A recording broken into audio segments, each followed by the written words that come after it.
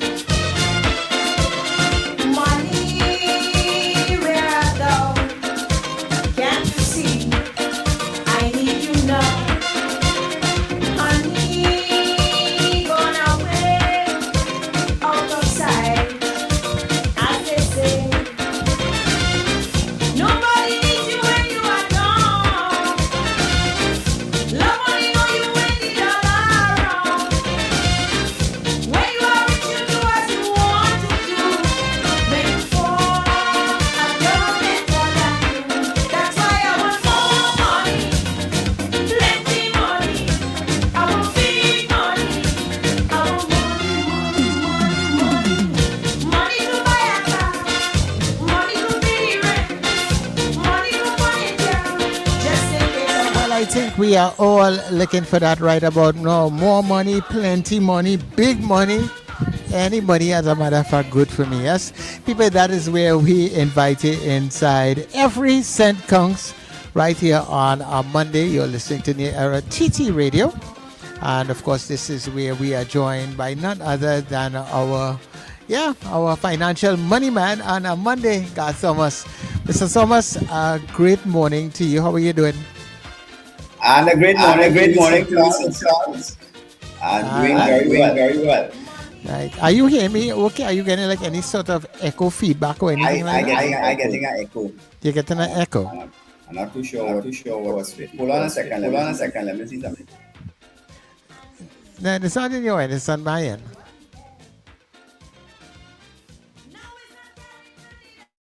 Yeah. I think it should have gone by now.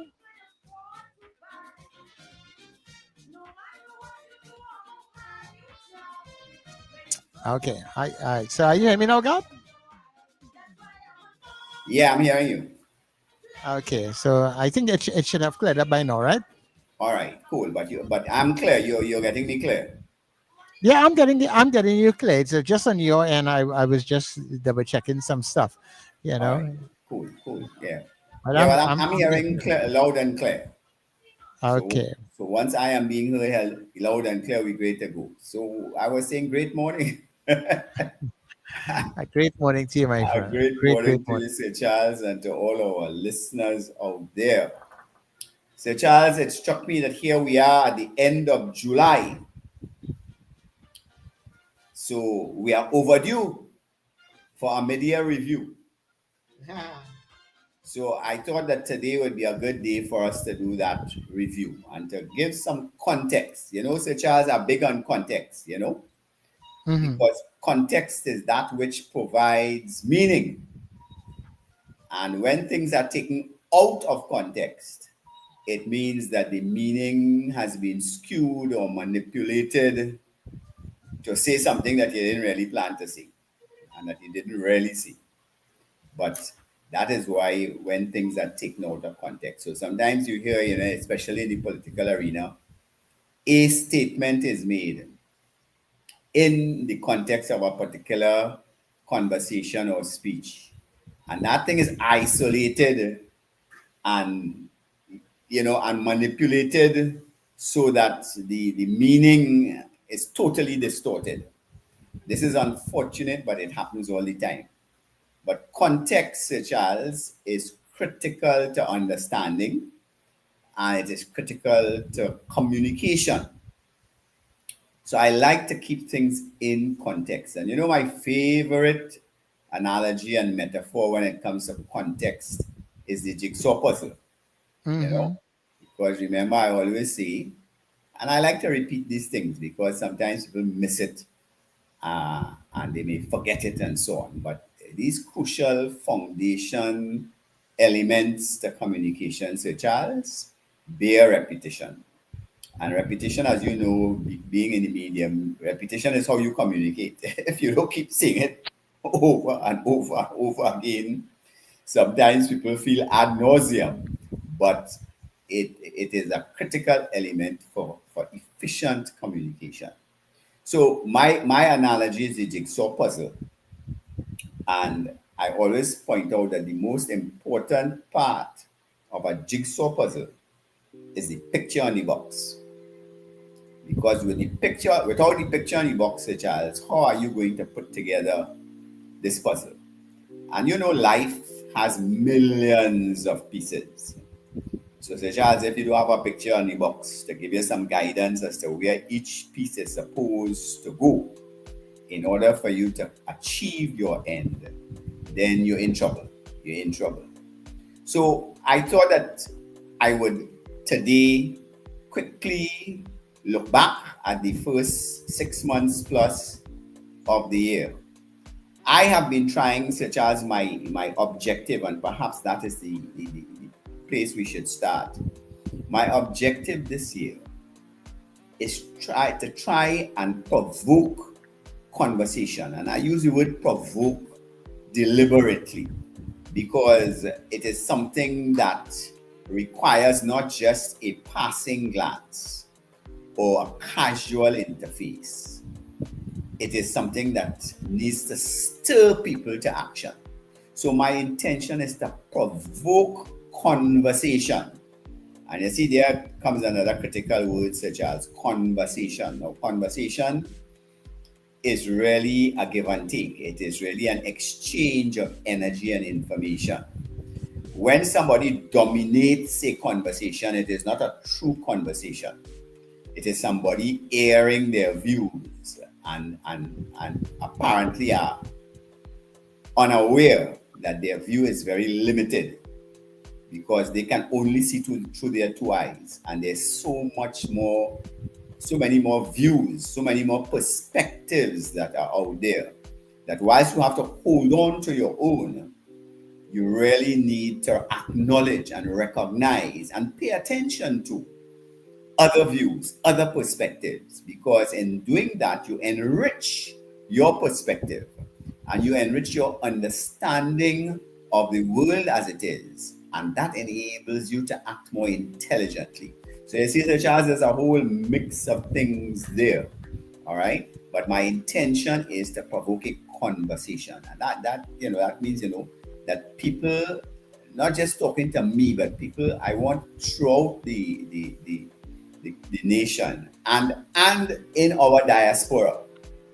So Charles, let me take a moment here and talk about our diaspora. And I want to encourage our diaspora to understand who they are. Because, Sir Charles, in my estimation, one of our greatest assets, which is significantly undervalued and underutilized as a result, is our diaspora. We have trainees all over the place. All right? And Sir Charles, who it is sang Trini Tabanka again, the mighty Trini? Yeah. Corita Banka. Corita Banka and Trini Tabanka. Well, I like to call it Trini Tabanka because I think all Trinis outside there who have gone outside, most of them, I think, and people can respond if they don't agree. I think they've gone out there in quest of a higher standard of living. And a lot of them have attained a higher standard of living. And a lot of them, in attaining it, have come to a recognition, whether consciously or subconsciously, they've come to a recognition that standard of living does not necessarily equate with quality of life. And such as one of my, peeves, that, the capitalist system has tended to make us feel that if we want a high quality of life, we need to have a high standard of living. And the two things are not the same. And whilst they have a relationship, you can have a high quality of life without necessarily having what is deemed to be a high standard of living. So we have this asset. This is an asset that we have, such as our diaspora, all the Trinidadians outside there. And if there were some way that we could mobilize that asset to build this nation, we will be significantly better off. And my attempt at creating this conversation around national development, and my attempt to do so is to help every Trini, whether here in Trinidad or abroad, to recognize that they individually have the capacity to change this nation, to redirect this nation. And so, such as I started out the year sharing what I called a wealth creation template, because, such as the program is every cent counts. So I think when people come to the program, they expect primarily financial data and financial conversation. I like to operate a little outside of the box, because such as whatever financial plan you have, the key element in that plan is you. Because for a plan to work, it has to be implemented. And if it is a plan for your financial development, guess who has to do the implementation 24/7? It is you. And therefore, if you do not have a proper estimate of your capacity to implement that plan, your capacity to go for higher.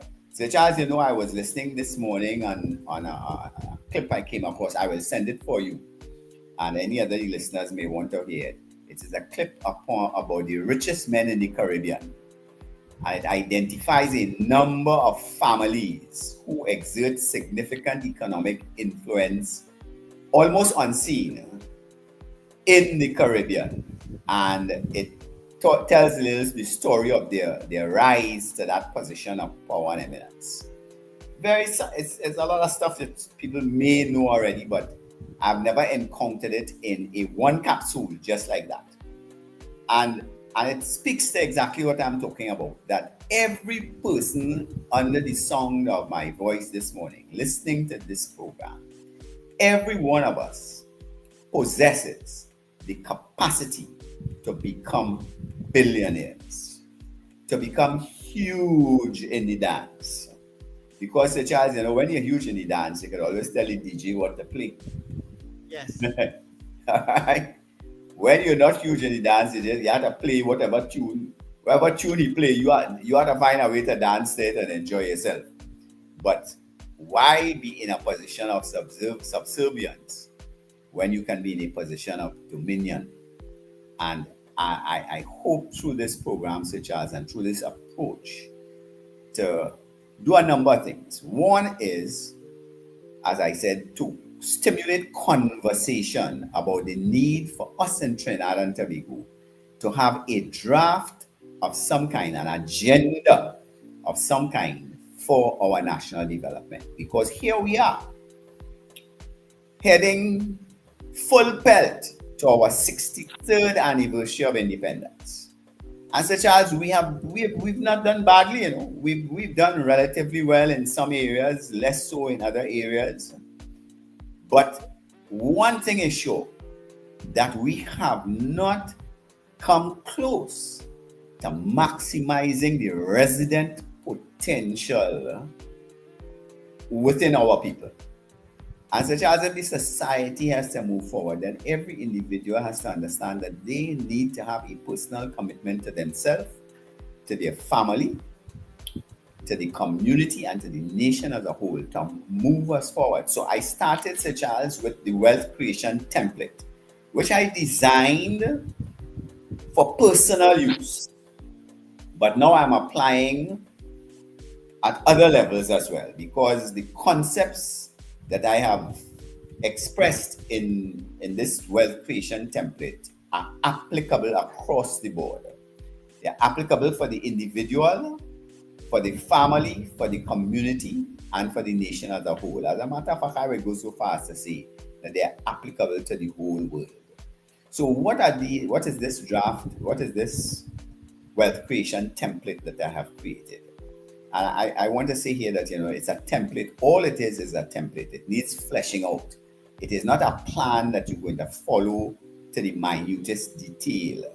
It is a template. It is an outline around which, a skeleton, if you may, around which you have to flesh out, and you have to build what is for you, what is important for you, and by extension, which becomes important for the nation in which you live. So I shared this wealth creation template, and I kept it simple. I kept it simple to 3 power lines, 3 critical power lines. And those lines were the finish line, the start line, and the timeline. And so, Charles, I thought that this was a very useful model for us individually, and it certainly is a useful model for the nation as a whole, to identify where do we want to reach. Because, I have said it and I keep saying it, that the planning process begins at the finish line. Before you can have a plan, you must know what it is you want to achieve. You must articulate your end game. What is your end result that you desire? And Sir Charles, we see that all the time, because if there's a building going up in town or anywhere about the place, you normally see a scaffold with a picture of the completed structure. Long before they turn the sod to start to lay foundation, the architect knows what he is trying to create.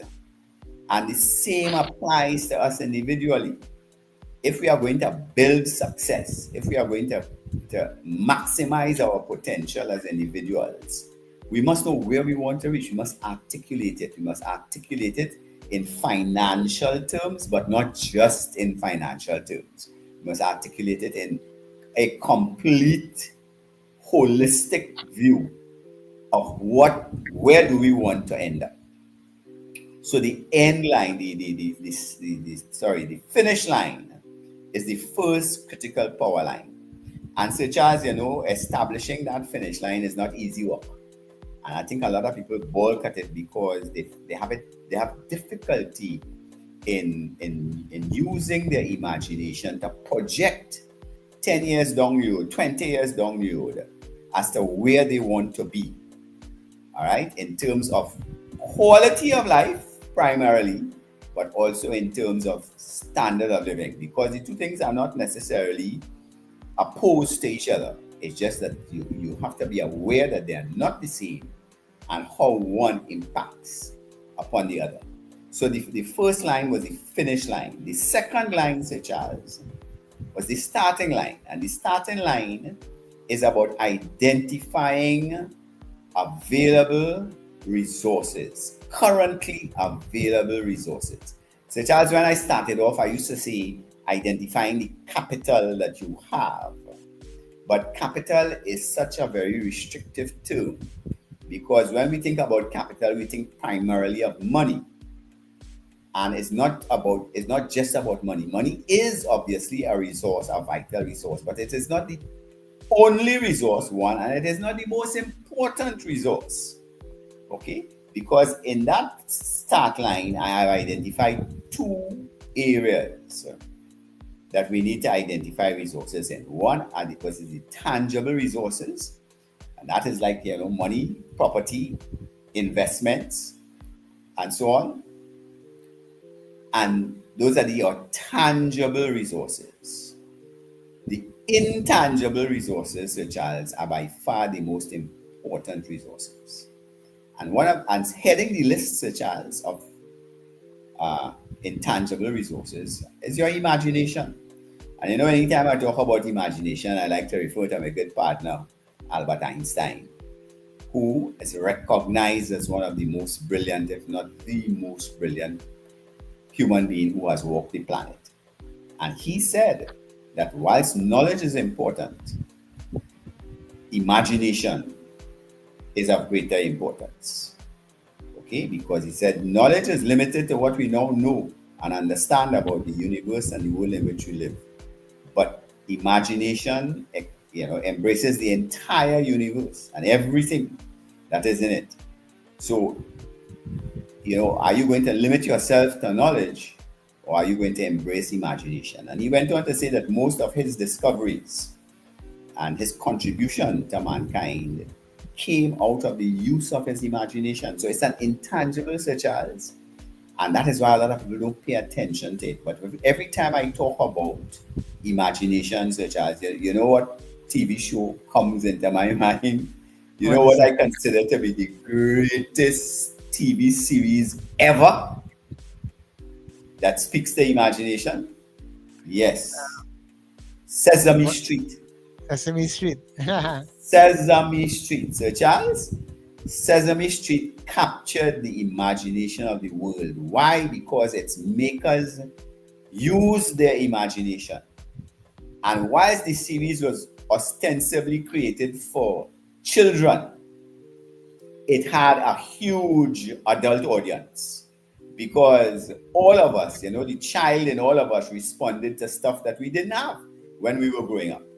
And Sesame Street articulated it. And it was such an amazing, such as even now, if I come across any kind of Sesame Street programs and stuff from the past, I would sit down and listen to it, because it's a real education. You know what I find a great tragedy, such as that our education system, and the people who are responsible for our education system, didn't learn the lesson of Sesame Street. Sesame Street was such a great example of how you educate people. All right? And it was through the use of the imagination. So, Charles, when I talk about intangible assets, intangible resources, imagination heads the list. And then, of course, we have other things like our relationships. And so, Charles, I have always made that distinction between wealth and riches. And riches, again, is about tangible assets. The amount of money in your bank, the amount of property you own, the amount of investments you have, what businesses you might run. Those are riches. Wealth is an intangible. Wealth has to do with relationships and the quality of your relationships. And such as quality of relationships is a real determinant of what is quality of life. All right? Because you have to live in a world. You can't live as a hermit on a mountain and have a great life, such as, I'm sorry, there may be room for that for some people, but you cannot have a great life living by yourself. And that's why marriage is so important, such as, because marriage is a platform for growth and personal development, although people don't see it. All right? A single person can never achieve the levels of development that a married person can. Now, I know marriage under pressure, a lot of marriages have gone on the rocks. I've had personal experience about that. But it doesn't change the reality that it is a platform where people can expand themselves. The two becoming one, Sir Charles, is not a diminution, it is an expansion of yourself. And therefore, the need for acceptance of self and acceptance of your partner is critical. But I want, that's a very tempting road to go down there, Sir Charles. But I will leave that alone for the moment. Suffice it to say that relationships are key to personal development. And personal development is key to national development, to community development. Well, if I give it the whole 9 yards, it's key to family development, community development, national development, and international development. There's no two ways about that, such as quality of relationships. So relationships is an intangible, it's a universal concept, such as, because 99.9% of the universe is made up of energy, invisible, intangible networks of energy, which we as a generation have experienced better than any other previous generation, because we live in the age of the internet and the cell phone.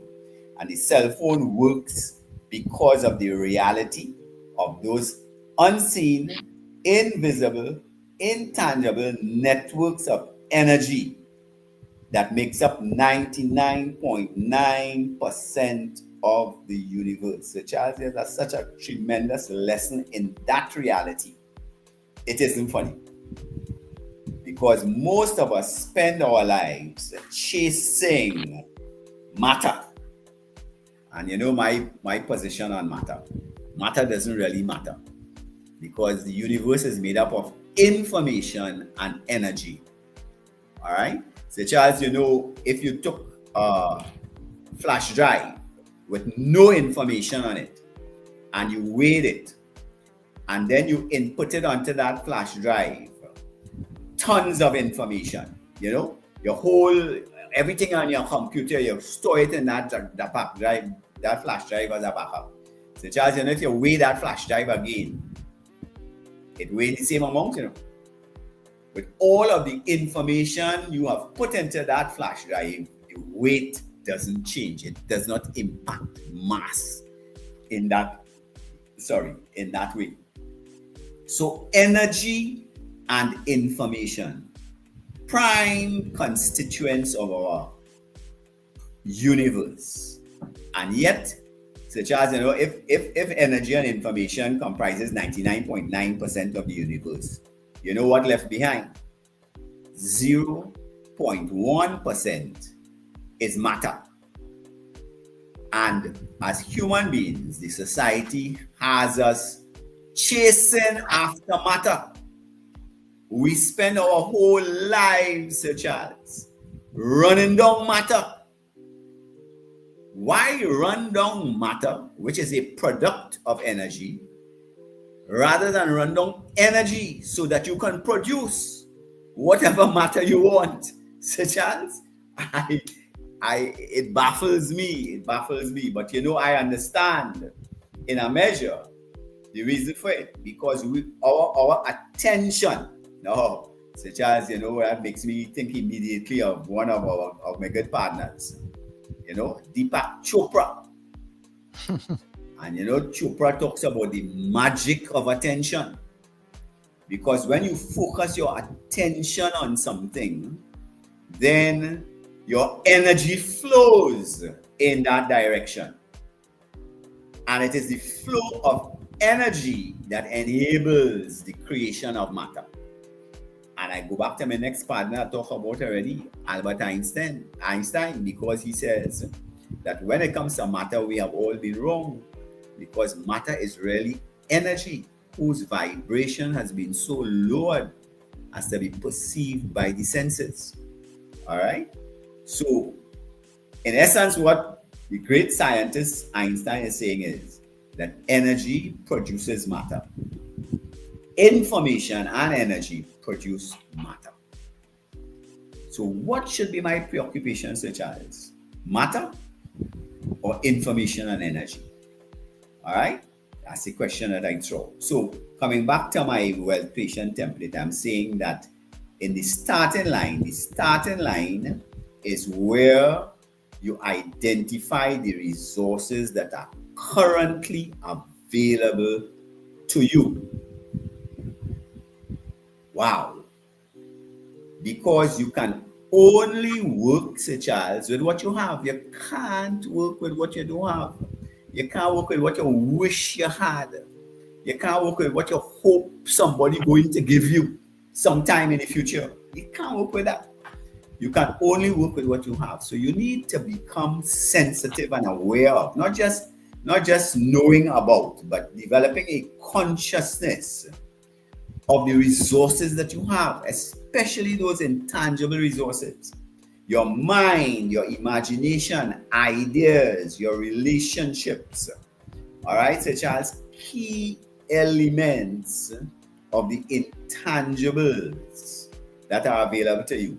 And did I mention your skills, intangible, your talents, intangible? So Charles, if we would only pay attention to these things, and then, you know, my wealth creation template, after having given some guidance on establishing the finish line, having dealt with the starting line, I suggest a timeline. The timeline I suggest in the template, as far as its individual personal application, is 10 years. So Charles, in 10 years, if at present you are deep in debt, in 10 years you can become a multi-millionaire or billionaire, dependent upon the price you're prepared to pay, the sacrifices you're prepared to make, and the work that you're prepared to do, with the understanding of the nature of the universe. So Charles, it's doable. And I am doing it. I am in the process of doing it. Is a battle, but I am working on it. And I understand when I say it is a battle, so Charles, that is just old talk. It's a real battle because Real talk, real talk. I'm telling you, because you are dealing with one of the primary elements that you have to deal with in this journey is your mind. And so Charles, your mind is not a tangible. Your brain is a tangible, because if you crack open your skull, you will see an organ there called the brain. But the mind, on the other hand, is an intangible. It is described as an electromagnetic field of energy that could move mountains. The Bible says that. All right. So when you are dealing with the subconscious and the unconscious, you're dealing in an area where it is difficult to identify progress. You just have to go ahead in faith, believing that you are making the inputs, the information inputs into your brain that will allow it to generate the energy that is required for you to climb whatever mountain you're facing, and for you to achieve whatever wild thing, that everybody else would say, boy, you thinking outside of the box. We staying inside of the box. We comfortable in the box.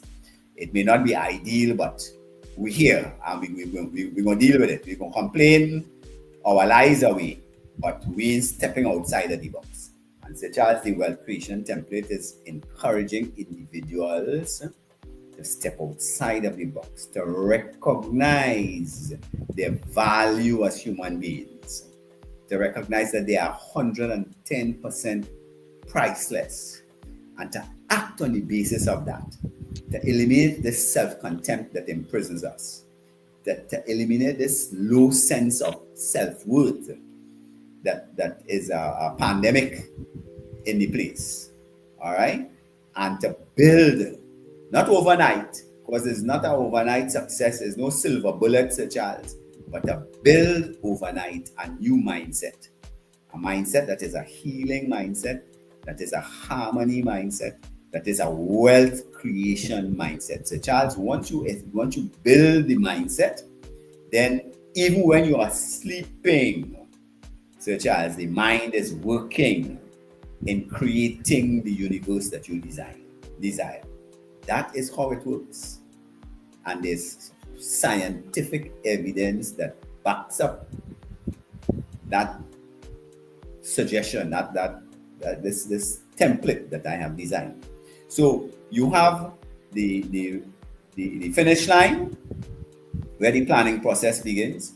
You have the start line where you identify the resources that you have, and you have the timeline, and then you have a question to ask the child. And the question is, how can I, using the resources that are available to me, mobilize them in a way that will enable me to get what I want, to get where I want to go? It is a simple question, Sir Charles, but it is not a question you can ask once or twice. It's a question you have to ask yourself every day, because you are programming your mind. You're actually developing what I call the how can I mindset. Yes? You're programming your mind to be working 24/7, searching the database of the universe for the information you need. All right? The universe externally and the universe internally, because Charles, in your brain, there's a whole universe inside of your brain too, All right? Over 40 billion neurons in your brain, and they're underutilized. Scientific inquiry has certified that we have seriously underutilized this vast resource that is resident within each of us. And you know how we underutilize this, Charles, because we put it to all kind of frivolous things. You know, we spend tons of time, and I think some research was done in terms of the extent to which Trinis engage porn, and the results were staggering. All right, all this time you're spending on porn, hell, you could be building a fantastic future for yourself. All right, that porn thing in enriching other people, you know, not yours, not yourself, and we have that propensity. And there are other frivolous things that we engage. But you know, I'm not going into all of those things now. I'm just saying that resident within each person is a resource, such as we have no excuse whatever. You want to blame the government, whether it's Rowley or Kamala or whoever it is, you're real quick to blame the government. What about yourself? Where have you been directing your energies? Where is your thought life centered? What kind of mindsets are you deliberately cultivating? Because, such as you know, it takes a lot of time to cultivate the mindset, but once it is put in place, it operates 24/7. So it is working for you, and that was the design. It was created that way because God knew that you were living in a universe that is 99.9% space, intangible. All right? That there are networks of energy and information there that we need to tap into. All right? And utilize to achieve whatever we set out to achieve. You know, there's that famous quotation that says, you know, whatever the mind can conceive and believe it can achieve. I think that was Paul J. Mayer. I'm not 100% sure about the author, but it is whatever the mind can conceive and believe it can achieve. So Charles, I have a sneaking suspicion that Nett Radio TTT, Nett Radio TT Tobago is a product of that kind of activity. I believe so, you know. I am very sure about it. All right. And that is such a great example. All right. And testimony to our listeners. All right. To be able to deal with disappointment, to deal with you know, things that happen over which you have no control, and to respond to it positively by creating something. And that capacity to create, such as, you know, I think as a nation, we are blessed with that creative and innovative capacity beyond measure. And I always, when I talk about that, I always think about none other than the great Peter Minshall and Mars. You see, when I talk about imaginations, I think about Sesame Street on one side, and I think about Peter Minshall on the other side. And Mars on the other side. Yeah. All right. Because, I mean, you want better examples than that. I feel Peter has got a real problem. I hope Peter don't look at Mars Carnival time anymore. Because I think it would grieve him that after all he did to help people to think outside of the box and to be creative and to come up with brand new stuff, and nobody seems to be following suit, you know? Nobody following the example. And that had to be hurtful. But Sir Charles, that is the template that I have shared. And the question, I want to underline that question, how can I? How can I is a lever for utilizing the awesome potential that is resident in your mind. How can I? Keep asking the question, repeating it. Put your mind to work. The resources there, put it to work. For God's sake, put it to work. You are going to be a prime beneficiary of that. And you need to put that resource to work. And Sir Charles, when I try to provoke this conversation about national development, and I set up that model because we cannot depend upon any small group of people to take us where we want to go. It is a national responsibility, such as every one of us has a responsibility to move this nation forward. And every one of us possesses the potential to do so, because all of us have a brain and all of us have a mind. And you just have to pay attention to the inputs, the information you feed into that awesome resource, so that it can utilize that information to generate the energy that is required for national transformation. So, Sir Charles, I don't know. I am committed to this task. I have interviewed a number of people on the program already. I have others lined up. I have some repeats lined up. And we're going to have this conversation on Nett Radio about the need for us to have an agenda for national development that is not party constrained, that is not limited by it being the view of a particular party, the party in power or whatever. It needs to be a national agenda, Sir Charles, agenda that we, the people, agree on, and that we can use to measure the performance of those who have been given the responsibility for guiding the nation forward. Because you must have that objective agenda against which you can measure performance.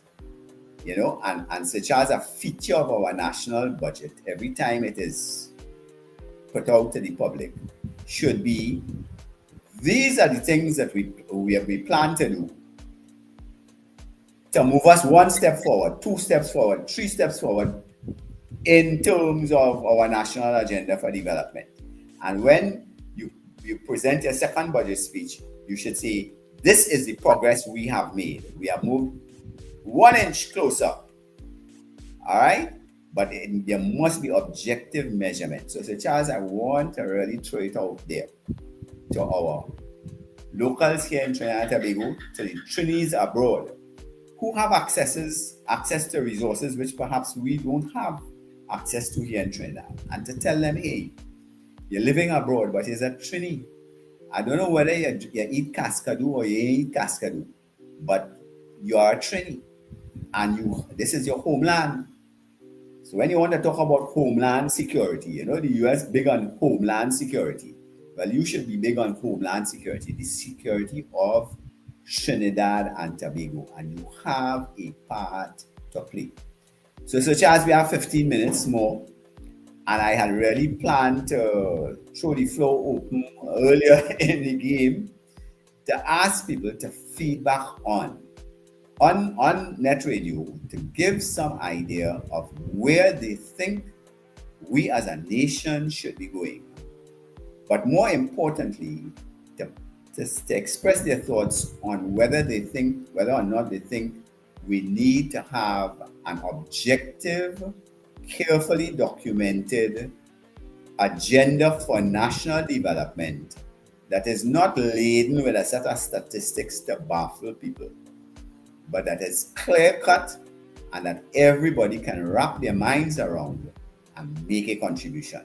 And that is why I have advanced the template, because that agenda should say, where do we want to be by 2050? I think 2050 at a national level. At the personal level, I give a 10-year timeline. But at the national level, I'm giving a larger timeline. We're in 2025. Let us see what the next 20. Well, let us, look how I get sucked into that, Sir Charles. It's not a question of let us see where the next 25 years takes us. It's a question of let us decide where we want to reach by 2050, and let us articulate the strategies and the plans that will move us there. And those strategies and plans, Sir Charles, should recognize not only our natural resources, which are diminishing, especially in terms of oil and gas, but at our intangible resources, our culture, Sir Charles, our mass, our calypso, our carnival, our Diwali, all of the festivals, the spiritual Baptist, everything. Everybody, Sir Charles, have a part to play in the mix.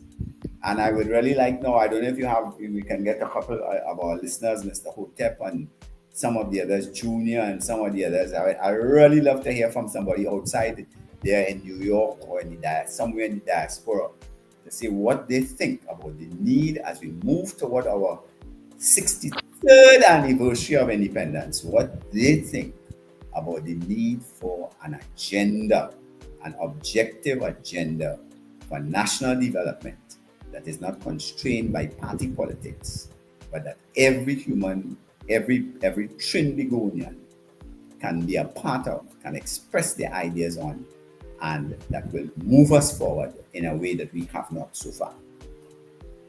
All right, but let's see where these individuals are. So people, remember, you can call us now at 281-1315. That's 281-1315. Every cent counts. This is where we're at with Garth Thomas. And the lines are open to you. I mean, for me personally, God, I would love to see something like that. Why I would love to see it? Because I've never seen it before. Neither have I. No, I've never seen it before. We've heard plenty talk of when there was a 2020 document and all kind of thing. But how do we really put it in everybody's face?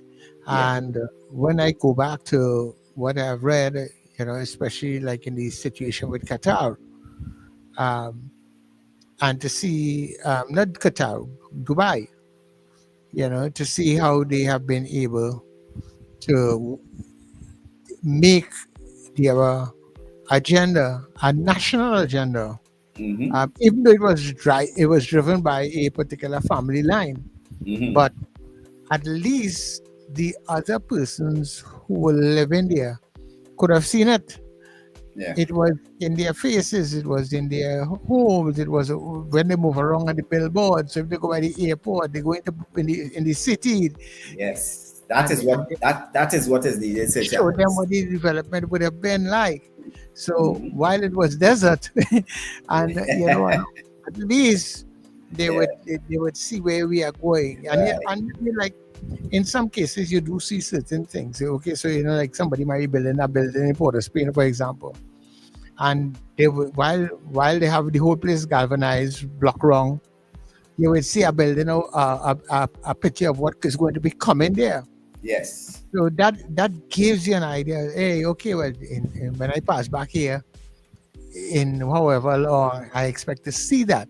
Sometimes when you pass back and you see it, you say, "Oh, I didn't know it was that big." I didn't know it would be that big. But at least you had something to see, to work along with, and I think that has been the downfall of all our administrations, not getting people on board with your development plans.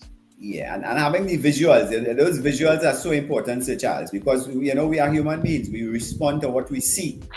It's hard for us to respond to the intangible, as important as they are. But the intangible and the tangible have a relationship. They do. All right. So even to the person who is visiting, who comes to the airport, when they come in the airport, when they come back, if they come back 10 years from now, at least they should say, "Oh, this is what it's going to be like." Yes. Okay, and when they come back at that certain time, they should be able to see that development either completed, almost completed, well on its way. Yep. And I love the example you gave there with Dubai and that, when you look, all it had was desert sand. All right. And you transform that bare, barren place into a thriving city. All right. We need to have something like that, Sir Charles. Because if it doesn't capture, if like Sesame Street and Minshall, it doesn't capture the imagination of the people, it ain't going nowhere, Sir Charles. No.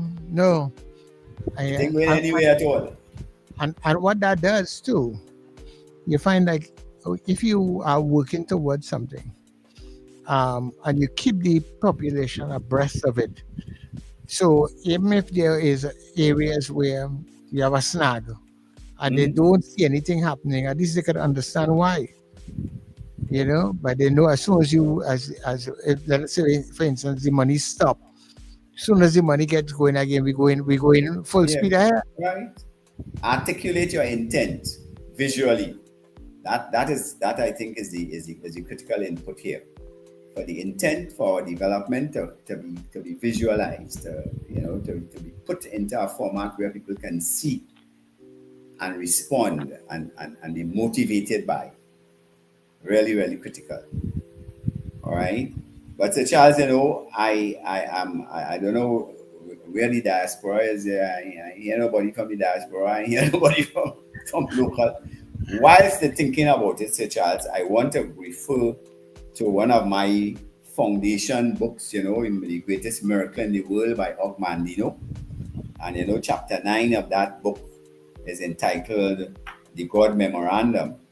And the God Memorandum outlines 5 laws for success.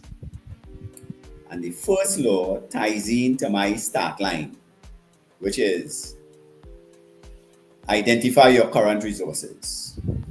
And he articulates it in this way. He says, count your blessings. All right? So I'm reading from that now in chapter 9, and he says, let us take inventory. Let us first call a roll of your handicaps. For how can I ask you to build a new life, lest you have the tools? Are you blind? Does the sun rise and fall without your witness? No, you can see.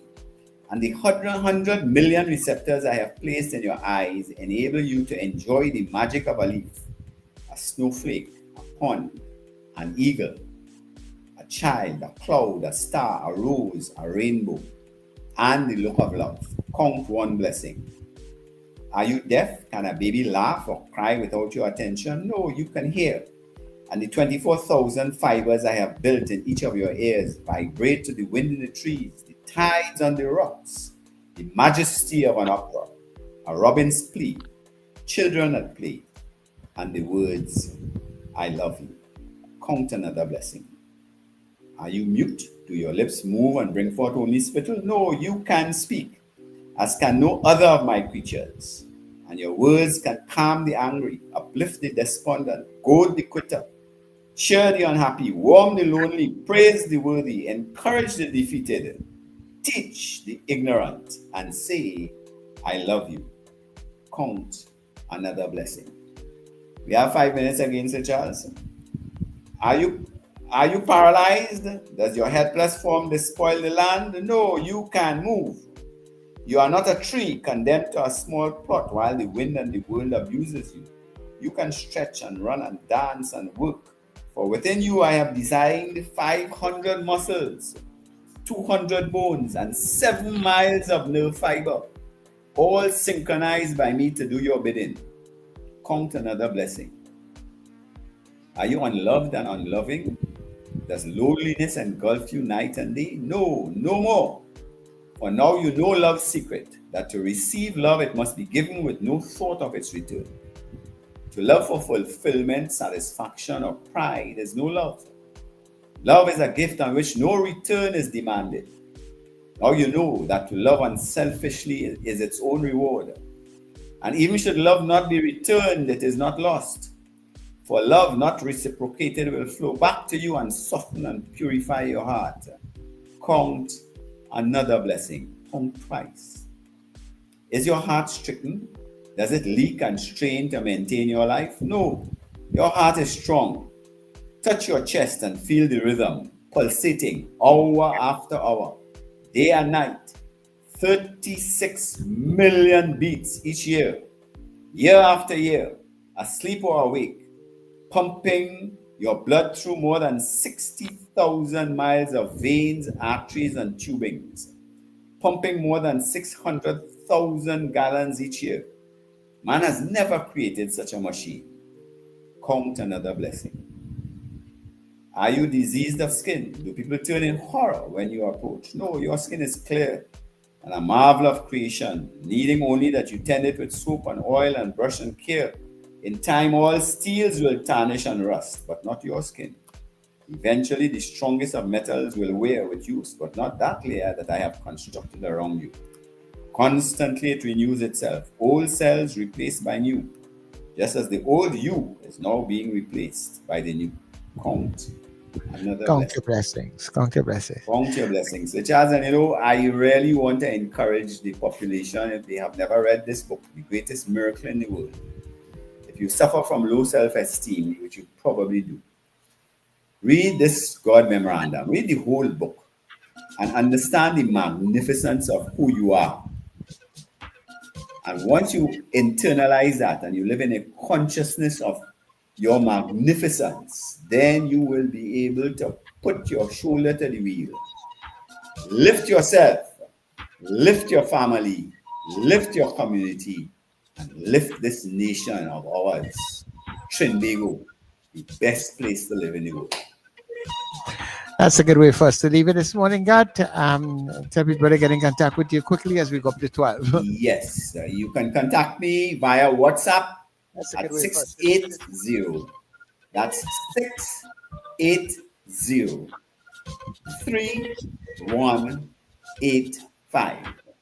680 3185. Send me a WhatsApp message. Don't call me. Send me a message. Give me a name. Give me an email address. And pose a question if you would like, or make a comment. Very receptive to that. All blessings. Okay, thank you very much. All blessings to you. People, this has been Every Cent Counts on a New Era TT Radio. And of course, this is where we are joined by Garth Thomas on a Monday, right? So we have our 12 o'clock news. That is just 1 minute away. So stick around for that. All right, don't go anywhere. Keep it right here on New Era TT Radio. No.